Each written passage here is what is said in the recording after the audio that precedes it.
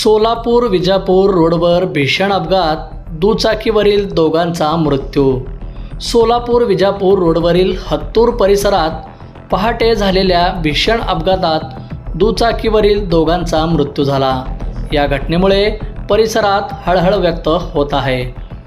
मिळालेल्या माहितीनुसार रहमान मौला ढवळगी वय वर्ष 48 आणि राजू इमामसाब शेख वय वर्ष 35 हे पहाटे सुमारे 3 वाजण्याच्या सुमारास हत्तूर येथून सलगर वस्तीच्या दिशेने दुचाकीवरून जात होते। यावेळी समोरून येणाऱ्या मालवाहू ट्रक क्रमांक MH13 EP 2340 ने त्यांच्या दुचाकीला जोरदार धडक दिली।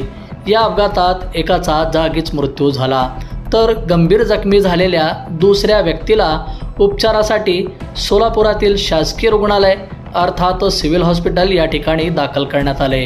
मात्र उपचारादरम्यान त्याचाही मृत्यू झाला।